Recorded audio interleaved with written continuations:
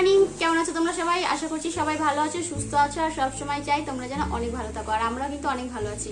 তো সকালবেলা ব্রেকফাস্ট নিয়ে বসে পড়েছি। আর কালকে রাতে না আমি রান্না করে রেখেছিলাম, তো এটা একটা সকালের জন্য রেখেছিলাম, মানে একই তরকারি একটা আলাদা আলাদা পাত্রে ঢেলে রেখেছি। আর এখন তো গরম পড়ছে, তো আলাদা পাত্রে ঢেলে না রাখলে সেই গরম করলে সেটা যদি আবার দুপুর অব্দি বা বিকেল অব্দি চালাতে যায় তাহলে না নষ্ট হয়ে যায়।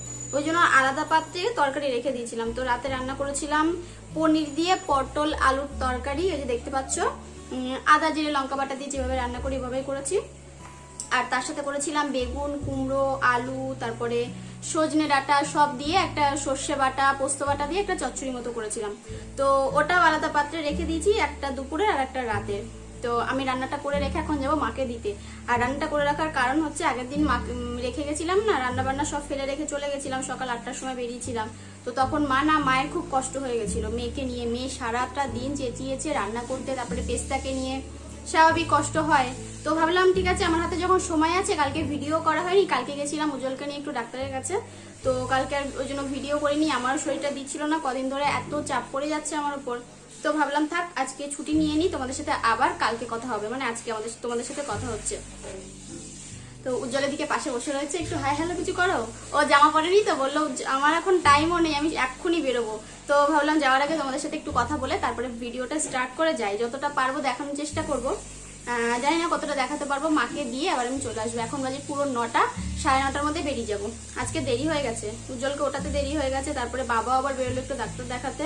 তো বাবা ওকে উঠিয়ে দিয়ে বাবা আর আমি দুজনে মিলে ওঠাই, আমাদের নিজেদের বাথরুমটা নিয়ে যাই। তো ওটাতে গেলে দুজনের দরকার পড়ে, তো দুজনের দরকার পড়ে, ওই জন্য বাবা উঠিয়ে দিয়ে সকালবেলা ওই 6:45 6:30টার সময় বেরিয়ে গেছে, 6:45 না 6:30টার মধ্যে বেরিয়ে গেছে। আর ওকে স্নান করতে করতে আমার এখন এই 9টা বাজলো। তার মধ্যে ঘর মুছলাম, জামা কাপড় কাচলাম, মানে মোটামুটি সব কমপ্লিট। মা এখন গেছে আয়ুষ্মিতাকে নিয়ে একটু গঙ্গার পাড়ের দিকে, তো তার মধ্যে আমি বেরিয়ে যাবো খেয়ে। তো চলো আর কথা বলছি না, বাইরে বেরিয়ে যাই, বেরিয়ে তারপরে তোমাদের সাথে কথা হচ্ছে। না হলে আয়ুষ্মিতা আসলে, আর আমি তো জানি তো আজকে তো কাঁদবেই, ভীষণ কাঁদবে আজকে, আমি বাড়ি থাকবো না। তো কিছু আর করার নেই, মাকে তো দিতে যেতেই হবে। মা আর থাকতে পারছে না, বলছে আমি আর থাকতে পারছি না, আমাকে দিয়ে রবিবার দিয়ে আসার কথা ছিল, তো রবিবার আর দিয়ে আসতে পারলাম না, যেহেতু দোল ছিল। তারপরে কালকে আবার হোলি গেল, হোলি দোল একই তো বলো উজ্জ্বল? হোলি দোল একই, ওই একই, মানে পরপর দুদিন থাকে। একটা হচ্ছে প্রথম দিন হচ্ছে ঠাকুরকে দেওয়া হয়, যেটা দোল পূর্ণিমা বলা হয়, তারপরের দিন এই আমরা যেরকম খেলি সেরকম আমরা খেলি। চলো খেয়ে নি, খেয়ে তারপরে তোমাদের সাথে আবার পরে কথা হচ্ছে। তো বাড়ি থেকে বেরিয়ে পড়েছি আয়ুষ্মিতা আসার আগে। আর অনেকে বলেছে যে কণিকা তোমার মাকে দেখোনি, এই যে হচ্ছে আমার মা। তো মায়ের হাতে একটা ব্যাগ আর আমার হাতে আর একটা ব্যাগ, হাত পুরো এরকম ঝুলে যাচ্ছে। তো চলো আর কথা বলছিলাম, এখান থেকে টোটো ধরবো। আর রাস্তাঘাটে কথা বললে কেমন একটা লাগে, সবাই মুখে দেখে করে তাকিয়ে থাকে, স্বাভাবিক এটা তাকানো। তো চলো এখান থেকে টোটো ধরবো, দেখি টোটো কখন আসে, একটুখানি হয়তো দাঁড়াতে হবে, নাও দাঁড়াতে হতে পারে, কারণ এখন তো সকালবেলা, ওই এখন ধরো ওই 9:30 মতো বাজে। 9:30 না, খেতে যতক্ষণ লেগেছে, ওই খেতে 10 মিনিট লেগেছে। তো তারপরে বেরিয়ে পড়লাম। আর এর মধ্যে পুচকুগুলোর খেলনা, তারপরে ওদের কিছু কিছু জিনিস আছে, তোমাদেরকে সেগুলো পরে বলছি, গিয়ে ওদের দেবো, ভীষণ খুশি হবে। তো ওই হাসি মুখটা দেখার জন্য আমি যাচ্ছি, নাহলে বাড়ি পর্যন্ত যেতাম না, মাকে স্টেশনে ছেড়ে দিয়ে তারপরে চলে আসতাম। তো বাড়ি পর্যন্ত যাবো, ওই 10-15 মিনিট থেকে আবার রিটার্ন করবো। তো দাদা আজকে বাড়িতে রয়েছে, মা বললো যে দাদা আজকে কাজে যায়নি, দাদা বাড়িতে রয়েছে। তো চলো এখান থেকে টোটো ধরে তারপরে ওখান থেকে গিয়ে আবার লঞ্চে উঠবো, ঘাট পেরোবো, ঘাট পেরিয়ে তারপরে ভদ্রেশ্বর হয়ে বাড়ি বাড়ি।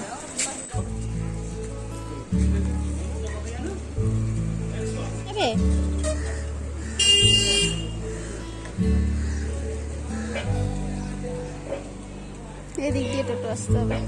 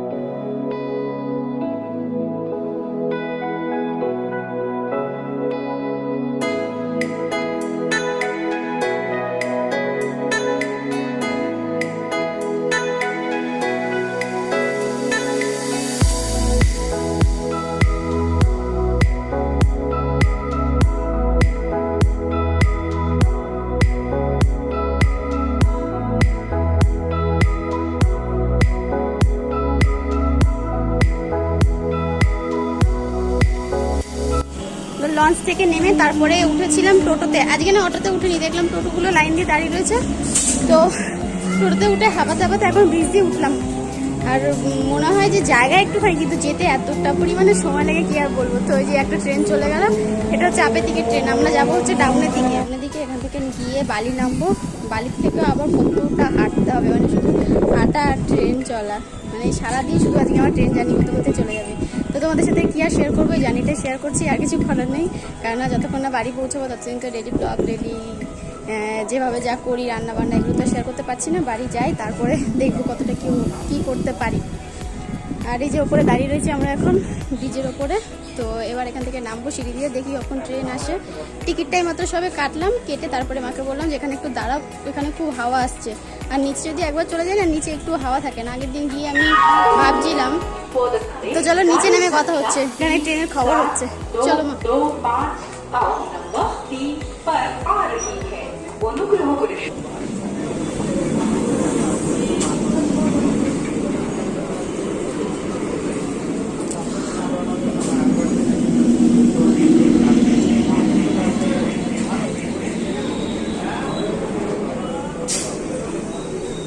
তো ট্রেন থেকে নেমে তারপরে ব্রিজটা ক্রস করলাম, আর প্রচণ্ড পরিমাণে হাঁপিয়ে গেছি। আজকে অফিস টাইমে বেরিয়েছি, তো আমরা আগের দিন আমি 8:30টার সময় বেরিয়েছিলাম। তো তখন অফিস টাইম ধরো ওই 9টা থেকে 11টা পর্যন্ত বেশি ভিড় হয়, 11:30 পর্যন্ত।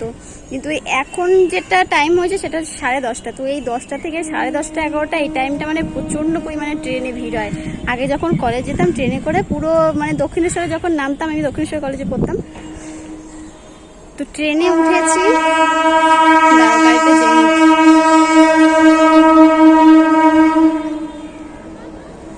তো পরিমাণে ভিড়, কোনো রকমে একটা সিটে তো 4 জন বসতে যায়, আর এখন 4 জন বসতে যায় না, 3 জন করে বসে। তবুও কোনো রকমভাবে বললাম যে দাদা একটু সরে বসুন, মা বসবে। তো মাকে কোনো রকমভাবে বসিয়ে দিলাম।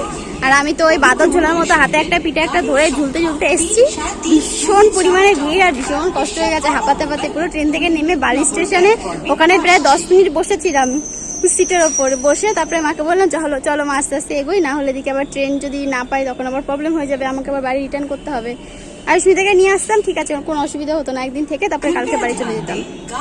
কিন্তু সেটা তো সম্ভব নয়, আমাকে আবার বাড়ি রিটার্ন করতে হবে, যেহেতু আয়ুষ্মিতাকে রেখে এসেছি। তো চলো, এখানে প্রচণ্ড পরিমাণে কথাবার্তা হচ্ছে। বাড়ি যাই, বাড়ি গিয়ে তারপরে ওদেরকে পুচকুগুলোকে একটু দেখে সঙ্গে সঙ্গে আবার ওখান থেকে রিটার্ন করবো। আর এখানে কি দারুণ কলা ফুল হয়েছে, দেখো ওই যে পেছনটায়। এগুলোকে কলা ফুল বলে, কিন্তু এগুলোতে তো কলা হয় না, কিন্তু ছোটবেলা থেকে শুনে আসছি এগুলোর নাম হচ্ছে কলা ফুল। তো আর কথা বলছি না, চলো পুরো একদম। আর এখানে এসে যে দাঁড়াবো একটুখানি হাওয়ার নিচে বসবো, অন্য সময় প্ল্যাটফর্মের সিটের নিচে দেখা যায় পাখা থাকে, তো এখানে পাখা আর পেলাম না। এই শেষের দিকে চলে এসেছি, এটা হচ্ছে বালি স্টেশন। আগের দিন ঠিক এখানে বসে তোমাদের সাথে কথা হয়েছিল, তো এখানে বসে কথা বলে তারপরে এখান থেকে ট্রেনে করে বাড়ি গেছি। তো এখান থেকে আমরা যদি ওদিক থেকে আসতাম দমদম হয়ে, তাহলে না ওই ডানকুনিতে নামতে হতো আবার। তো ডানকুনিতে আর নামবার সিন নেই কোনো, ডানকুনি হয়ে একেবারে জনাই রোড। তো আগের দিন অনেকে হয়তো ভিডিওটা পুরোটা দেখোনি, যে কণিকাদি আমার বাড়ির কথা অনেকে জিজ্ঞাসা করছিল। তো আমার বাপের বাড়ি হচ্ছে জনাই রোড। তো চলো যাই, গিয়ে একটুখানি ঘুরে আসি। আর এখন নিজেকে একটু কেমন যেন অতিথি মনে হচ্ছে। যে এখন কি বলতো, প্রথম কথা হচ্ছে যে বিয়ের পরে না মেয়েদের নিজের বাড়ি কেমন যেন পর লাগে, নিজের জোর দেখাতে পারবে না, নিজের মতো করে কিছু বলতে পারবে না, বা মানে যাই হোক কিছুই করা যাবে না, ইচ্ছা মতো একটুখানি ওখানে থাকাও যাবে না। এই প্রত্যেকটা মানে এক একটা সমস্যা হয়ে দাঁড়ায়। অনেকের ক্ষেত্রে ওটা হয় না, অনেকের ক্ষেত্রে হয়। অনেকে যেমন হাতটা বাঁধা থাকে, আমার যেমন বাঁধা। তো আমাকে গিয়ে বেশি দিন থাকলে হবে না, কারণ ওদিকে উজ্জ্বল রয়েছে, আয়ুষ্মিতা রয়েছে, তারপরে আমাদের আবার পেস্তা যুক্ত হয়েছে। তো সবাইকে দেখা সাক্ষাৎ করতে করতে আমি নিজে আর সময় পাচ্ছি না। তো চলো, এখানে প্রচুর লোকজন, আর কথা বলছি না, তোমাদের সাথে ট্রেন থেকে নেমে এখান থেকে ট্রেন ধরবো, ট্রেন ধরে পুরো একদম বাড়িতে স্টেশনে নেমে তারপরে তোমাদের সাথে দেখা করছি।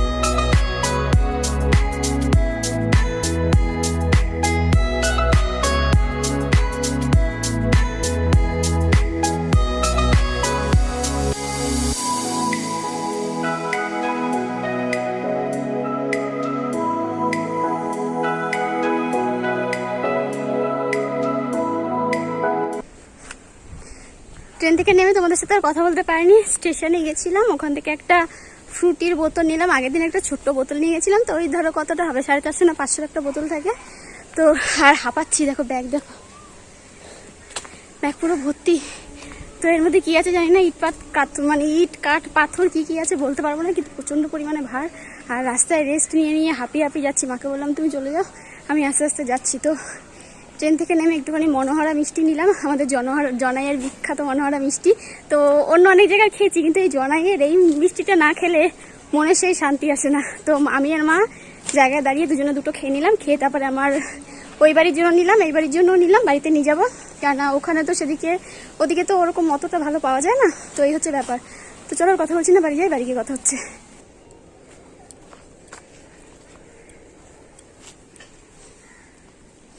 কই রে বলে বাবলি, টুকটুকি কই কই টুকটুকি,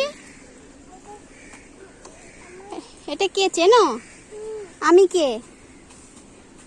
নাক দিয়ে হাত বের করো, আমি কে? আমি কে বলো তো, কে আমি? ভালো আছে বাবা? চলো আজকে একটা বড় ফুটি নিয়ে এসেছি জানো তো, আর একটা পুতুল এনেছি। কে নেবে পুতুলটা? এটা কে খাবে? আমি। বুনু কি করে দেখি, না ধরো দেখি। এ বাবা, এটা তোমার থেকে বেশি ভারী জানো তো। আমার থেকে বেশি ভারী না। তোমার থেকে বেশি ভারী না?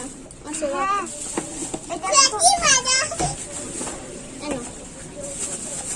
এটা কে খাবে? মিষ্টি কে খাবে? ওই বোতলটি কোথায়? এই বোতল বেশি বড়। গাড়ি গাড়ি। এটা কার? আমার। তোমার? নাও। ভালো?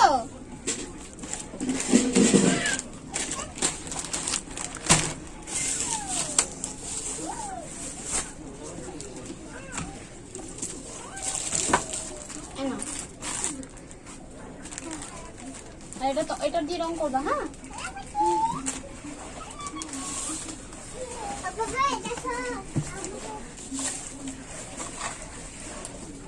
ও ওইসে এদিকে আয় মা, এদিকে আয়। এই পুতুল তো ছোট, ওই পুতুলের থেকে বেশি বড়। এই পুতুলটা ওই পুতুল বেশি বড়? হ্যাঁ, পুতুলের বেশি বড়। কে এনেছে? কতরি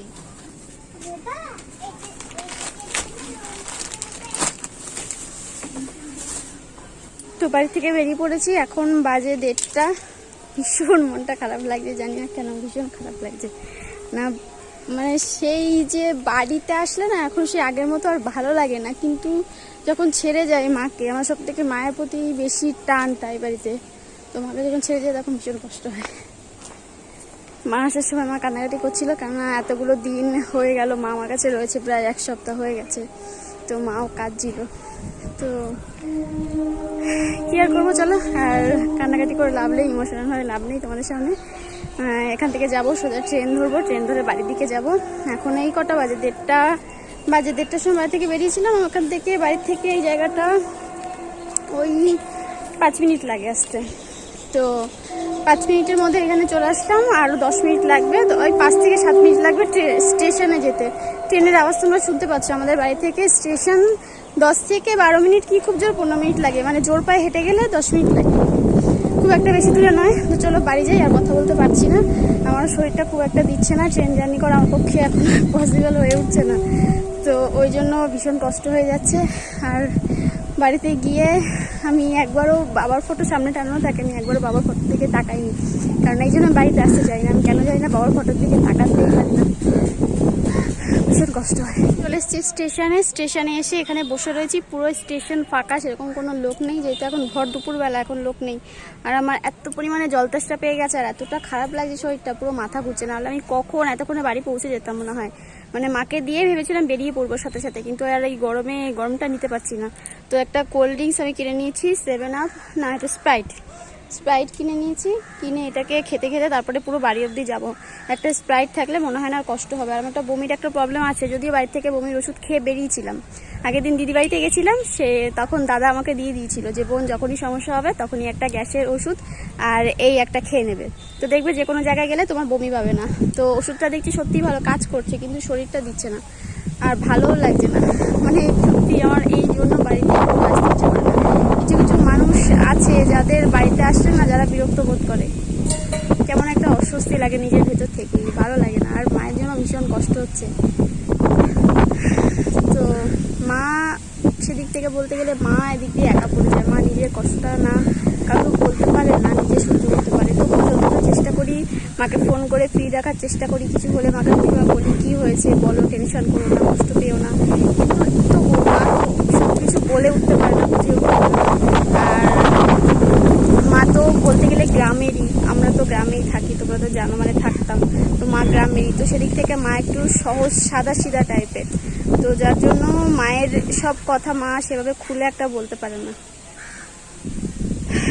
মানে বলে না যে আমরা কিছু কিছু কষ্ট, কিছু কিছু মানুষের আছে যারা কেঁদে কেটে তারপরে মনের কষ্টটা বলে দেয় সবাইকে, কিন্তু কেউ কেউ আছে যারা মনের কষ্টগুলো চাপা রেখে নিজেরা ভেতরে ভেতরে কষ্ট পায়। তো আমার মা হচ্ছে সেরকম একজন মানুষ যে নিজের ভেতরে ভেতরে কষ্ট পায়। আর এই যে মা এরকম একটা ব্যাগ দিয়েছে যাতে হাতে বাঁধিয়ে আমি আনতে পারি, তো এটাকে নিয়ে এবার চলছি। এর মধ্যে রয়েছে মিষ্টি, বাপের মানে শ্বশুরবাড়ির জন্য কিছুটা নিয়ে যাচ্ছি, কারণ আমাদের ওখানেও উজ্জ্বল খেতে ভালোবাসে, তারপরে এই মনোহরা খাওয়ার জন্য অনেকে পাগল।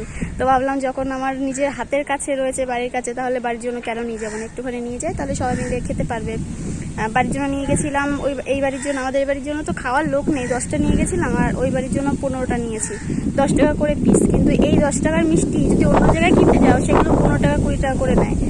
এটার সাইজটা এতটাই বড়, কিন্তু এইখানে যেহেতু তৈরি করে যার জন্য দামটা একটু কমের মধ্যে পাচ্ছি, তো ওই জন্য আর কি নিয়ে নিলাম। তো এইখানে বসে বসে এখন হাওয়া খাচ্ছে, এই যে ব্যাগ আর যে স্প্রাইটের বোতল। চলো কথা বলছি না, মানে কথা বলতে গেলে হচ্ছে মায়ের কথা মনে করে চোখে জল বেরিয়ে যাচ্ছে।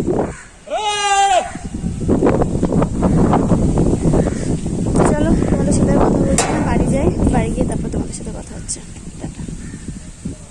তো বাড়িতে আসলাম, এখন বাজে 4:30। চোখ মুখের অবস্থা দেখে বুঝতে পারছো পুরো চোখ মুখ বসে গেছে।